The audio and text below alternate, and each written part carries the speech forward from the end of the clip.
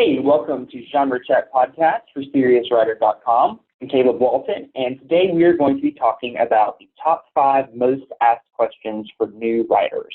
I know a lot of times when you're just starting out in the industry, you have a lot of questions about how to come up with characters, where to start when you're trying to write a story, and it's really can be very overwhelming. Just even writing a book in and of itself can be an overwhelming task. So it's important that you have the right tools going into your first project. So that's what we're going to be taking a look at today. Some of the questions that new writers have on their mind that's sort of getting in the way of them starting their first project. I know for me personally, one thing that was sort of a hazard, I guess, for me when I first started writing, I was read a lot of older books, Charles Dickens and Jane Austen, books that were written, in the 18th and 19th centuries. And an important thing when you're first starting out writing is a lot of times what we learn about writing, we learn from what we read. And if you are reading classics, there's nothing wrong with the classics. They're great books, great stories. But a lot of the rules of the craft have changed a lot since that time. So a lot of new writers that I look at, some of their more common mistakes come from reflecting the old style of writing as opposed to what's acceptable now in the industry. We'll take a little bit more of a look at that as we go along. But first, just a reminder to subscribe to the Serious channel, Serious Writer YouTube channel, and make sure you set up the notifications for all our new videos. We got a lot of good content coming out every week. The first question that was something that I struggled with a lot when I first started writing is how do you come up with good characters? I love characters. It's what makes stories great. Good stories, the plot is important, but honestly, I've heard a lot of readers say that they will stick with a solid character even if the story begins to lag. That's how you're going to make sure that the reader stays with you, even when you might hit some slow points in the story. As long as you have a good character that's relatable, that's interesting, that has a lot of flaws and a lot of good personality traits, a reader's going to stick with them and identify with them. So just a quick definition, a character is the person in the story that has the most to lose. So no one wants to read a story about the apocalypse from the perspective of someone who's safely hidden away in a bunker with plenty of food and water and never has anything interesting happen to them. One of the defining features of a character is that things are going very wrong in their life. So a character can be the character in the story, the main character. Or the protagonist, as it's often referred to, is going to be the person in the story that has the most to lose. That's going to be your main character. Something has to go wrong in their life in order for the reader to want to keep reading and follow them through. Because you got to think a reader's going to be committing hours of their life to get through a 300 or 400 page novel, and you want to make sure that they have someone they can relate to and someone that they actually root for and care about. So you have to make your characters realistic, and you have to make them someone that a reader is going to want to root for, want to see them succeed, despite all the horrible things that we're going to have happen to them throughout the story. We want to avoid conflict in our own lives, but we have to have it in our stories. We have to have it in our novels. If your book idea starts with a character, it's the first thing you think about rather than the setting of the story is the character. You want to make sure you make them realistic and make sure that the right things happen to them, and by the right things, I mean most of the time very bad things happen to them. But if your idea starts with a setting, let's say you want to write a Western or a science fiction novel about space exploration or a story about post-apocalyptic world or action adventure, you have a genre in mind. If you've got that sort of plot going in your mind before you come up with your main cast of characters or your protagonist, you want to make sure that you create a character that's in the middle of the conflict. So just an example, if you're writing about the Old West, your character could be a school teacher who's fallen in love with a bank robber. That's something that could instantly create conflict in the story. So you want to make sure you put your character in a situation that is going to create tension and conflict and confusion on the character's part, so that they have to figure out what to do and how to handle things. If your story is about a crew traveling to Mars, you could create a character who gets stuck on the surface and their ship is destroyed and they have to figure out how to survive on their own. So create a character that's in an interesting environment, that has interesting things happening to them, but it also has to include some things going wrong, going opposite to what they're planning. That way they have a goal in mind that they can follow and try to accomplish throughout the story. So always keep your character in the center of the conflict. One question that a lot of new writers will ask is, do you have to have an antagonist? And an antagonist is basically the bad guy, is what that's often referred to, whoever the villain in the story is. And the simple answer is yes, you have to have an antagonist, but the antagonist doesn't always have to be a person. Not always. Sometimes it is. Most of the time, as a matter of fact, it is, but it doesn't always have to be a person. The antagonist is basically whatever force that's working against your character's objective. So it's not a simple good guy, bad guy thing. I mean, sometimes it can be, depending on, the type of book that you're writing. But in the example about a Western, let's say the antagonist could be the town's law enforcement, someone that is stereotypically the good guy in the story. But since your protagonist would be someone that's fallen in love with a bank robber, then the antagonist is going to be working against her objective to be with the person she's in love with. So the antagonist is basically whoever is acting in opposition to your character and your character's objectives.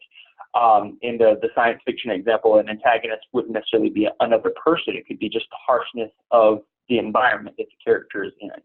So it doesn't always have to be a person. The most common types of antagonistic situations is your protagonist versus another person. So the classic, bad guy situation, it could be an FBI agent trying to thwart a terrorist attack, and the antagonist would be the terrorist. It would be a person or an organization.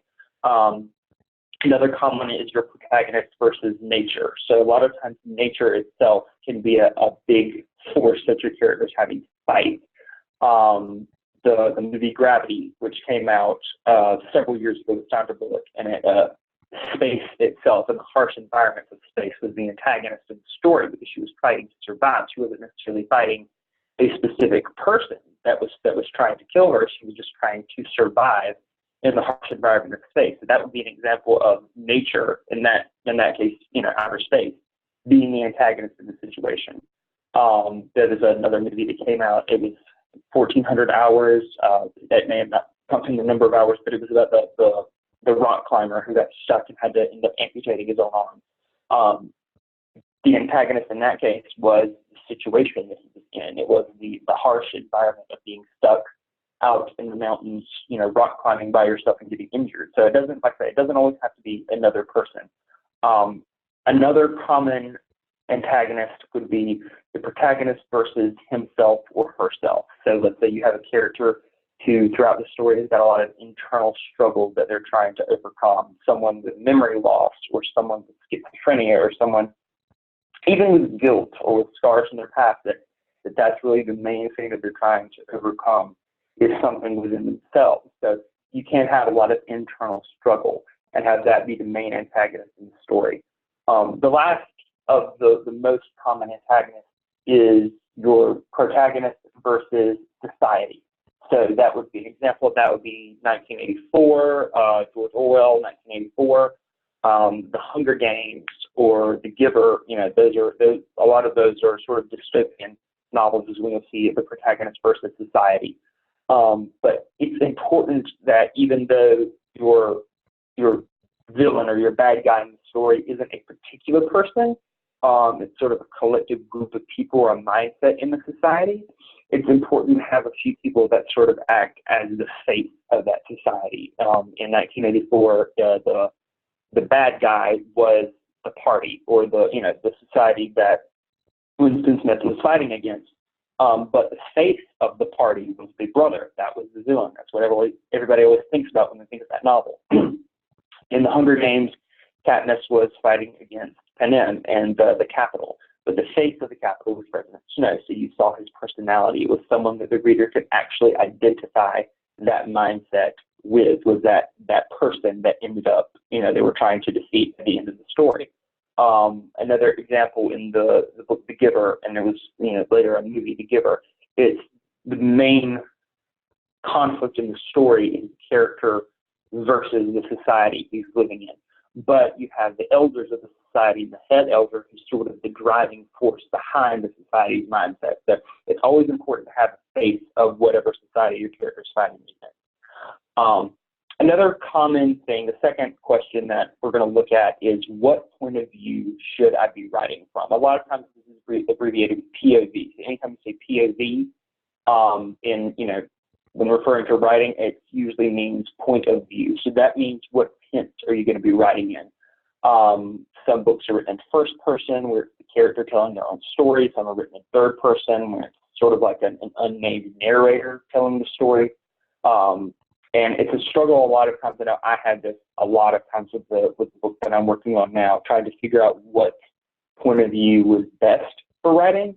The simple answer to this is whichever one serves the story better. And I know that's kind of a frustrating answer sometimes, because it doesn't necessarily give you a direct, do it this way or do it that way. But it's important to try each of them, because each of the acceptable point of views that you could write from has the pros and cons. It has their strengths and their weaknesses, and it's just a matter of seeing which one works best for your story. To look at each of the most, and there's a ton of acceptable point of views that you could write from, and there's a lot that aren't acceptable. Not saying that you necessarily can't do that, but it's more acceptable to write from a certain select point of views that are more common in modern writing that publishers are going to look at. That's another thing, going back to how a lot of the classics, like Charles Dickens, Jane Austen, different writers back in those days, wrote from a lot of different point of views, and had a lot of writing styles. Today, if you try to mimic that in your writing, it's just not going to work out. You're going to make editors and agents very upset, just because it's not common now, and a lot of times it's not going to hold readers' attention as well as other types. So first person is kind of a broad category of POV. It's when the character is telling the story themselves. So it's going to be using pronouns I, me, mine, myself. And the supporting, and they describe the supporting characters, their actions, and things that happen from the main character's perspective alone. So it forms a very intimate connection between the protagonist and the reader, because you're sort of inside their head and you're seeing everything and exactly how they see it and experiencing it the way they see it. An example of this would be, I placed my hands over the fire and the heat warmed my skin. So that immediately puts you in the character's head. You can see what they see, feel what they feel, and it just draws the reader in deeper to the story. And it's very common in YA genres, and in a lot of genres really, to use first person just because it is so engaging for the reader. That would be an example of first person past tense. I placed my hands over the fire and the heat warmed my skin, because it sort of gives you the feeling of the character retelling the story to the reader. It's sort of like if I sat down in a conversation with someone and was telling them what happened in my day. I went to this, I had a meeting, I went to have lunch. You're just sort of recounting the event.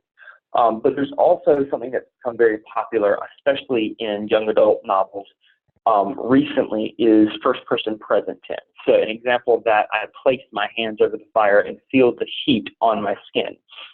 That puts you not only in the mind of the main character, but in the exact moment that they're experiencing the story. This was used, going back to Hunger Games, this was used in those books, and really in a lot of modern suspense, science fiction, dystopian novels, just because it sort of removes that barrier of time so that you're actually in the moment with the character. It's a lot more engaging, and it sort of removes that bit of safety, because if you're reading a character talking about themselves in the past tense, it sort of subconsciously reassures the reader that ultimately the character at least is going to survive the story.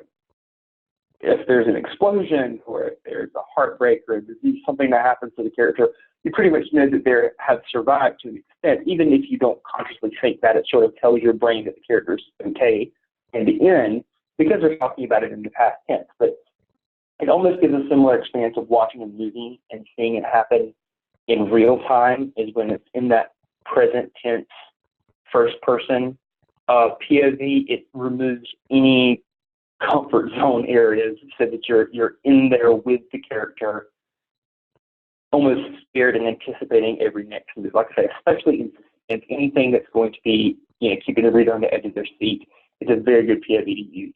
So the the benefit of first person is that it does draw the reader further in. But one of the downsides to that is that you can only write from the protagonist's perspective. I mean, there are little tricks you can use sort of to get around this, but generally speaking, if you're writing in first person, you can only write it from your main character's perspective. Third person is probably the most common. I'm guessing, in my experience, is the most common POV to write from. The story is told from the perspective of the main character in each scene, but it uses the point of view's character's name and pronouns he or she. So going back to the sentence we were talking about earlier, John placed his hands over the fire and felt the heat on his skin. So you are removed from the story a little bit more than in first person. It's almost like a narrator is telling the story to the reader. It's a benefit of this is that you can write from more than one character's perspective. So with first person throughout the whole story, basically, you are stuck in one character's mind. In third person, you can go from one character's perspective to another. Now, it's important to make sure that if you're doing this, you put a chapter break, a line break, something in there to show that you've changed point of views. If you don't, if you're like referring to what more than one character is thinking or feeling in the same sentence, in the same paragraph, that's called head hopping. You see this a lot in older books, but it is something that is really looked down upon nowadays because it's a little bit more confusing, harder for the reader to digest because you have a little confusion of, okay, they're feeling this, they're thinking this. It's important that when you're it's almost like you have a camera and your camera's on one, like you're wearing a GoPro and it's on one character's head at a time in each scene. A lot of times I've heard very, very successful writers say that when you're trying to decide which character to associate with in each scene, so which character's perspective you're looking from, try to pick the character that has the most to lose.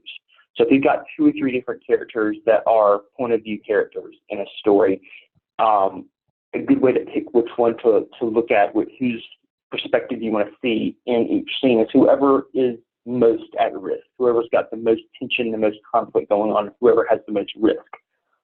There are more POVs, more point of views. The one I just described is third person limited. There's third person omniscient and a couple of other ones, but these are the most common and the most acceptable nowadays. The third most common question I see for new writers is, should I outline or should I make up the story as I go along? Or a lot of people call it the seat of the pants writing. Really, it's different for every person. Some people have to use an outline when they write in order to stay on track. A lot of writers will say they have trouble writing themselves into a corner, or they have trouble just not really knowing where the story's going to go next if they don't have a solid outline. Other writers can't be successful if they outline it. It nails them down too much. And one of the downsides to outlining that I hear a lot from people that are seat of the pants writers is that if you have something outlined in your story, you almost feel obligated, even on a subconscious level, to follow that outline and make sure every point that you've written down happens in the story. And the thing is, when you are writing, a lot of times you're constantly changing, even subtly, the story and the characters and their motives. But you're getting to know the characters better with each scene that you write. You're getting to know your story better the farther you go. And something that you thought may work out halfway through the book, something that happens to the characters halfway through the book that you thought was a good idea when you first started writing, you may discover, isn't as good of an idea as you thought. It may be out of character, or it just may affect the pace and not have the story flow smoothly. So it's important that if you outline, if you do need that amount of structure in your writing, just keep in mind that nothing is written in stone. So you're always free to go back and adjust the outline just to make sure that you keep the story's pace well and you keep everything realistic with the characters. And then some writers are like me, they sort of mix it up. Usually when I'm writing, I have an idea of what's going to happen in the story. I have an idea where the characters are going to go and ultimately where they're going to be at the end. And a lot of times I'll just do simple, like 1 or 2 sentence descriptions of a scene or of a chapter, just so basically I don't forget anything I already know is going to happen. And then I just, you can go back and tweak it and correct it as you go, just to make sure that, you know, everything stays consistent. But it's really like, it's whatever works best for you. If you're a new writer, try it both ways. Try outlining. For a lot of writers, it does work, and it does help you be more successful and stay on path.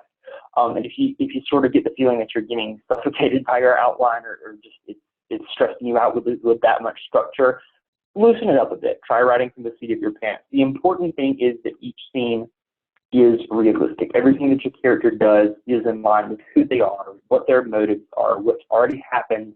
And another important thing is that you always need to have, even if you are a seat of the pants writer, some people call it organic writing, some people call it discovery writing. If you are writing without an outline, it's important to have a general idea of what's going to happen next.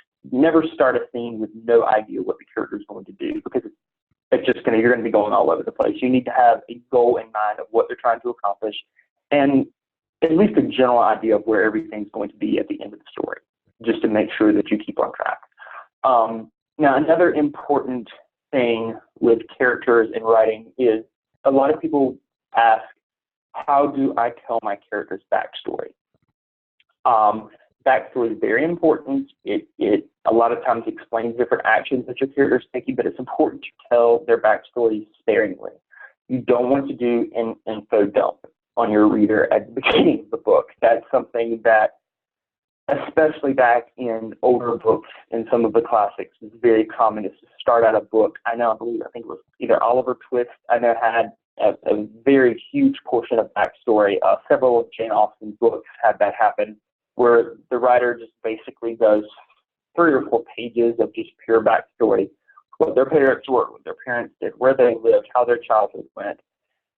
That's not in any way acceptable for modern literature, for modern books, just because readers nowadays have a very small attention span, a very short attention span. We're used to instant gratification with videos, Netflix, with Facebook and text. We want what we want it right now. And a lot of times readers aren't going to have the patience to go through a lot of backstory where things may be happening, but the story itself isn't progressing very much. So it's important to start with the action that's actually beginning your story, and then reveal backstory as you go along, and dialogue and internal reflection or internal dialogue that your character is going through. It's important to not answer any of the questions. Let's say a character's got some backstory that sort of answers a lot of the questions and a lot of the mystery in the book. It's important not to give any of those secrets away for at least the first 40 pages or so, just because in that point, for the first several chapters of the book, you're almost flirting with your reader, you're romancing your reader, you're sort of still trying to hook their attention and get them committed. I mean, how many times have we started the book and gotten 4 or 5 chapters in and then put it down because it lost our attention? You need to make sure that in those critical first pages of your book that you keep the action going, you keep the tension going, and you're sort of introducing your character to the reader and making them fall in love, so to speak, with your character, so they're going to want to follow them for the next 300 pages.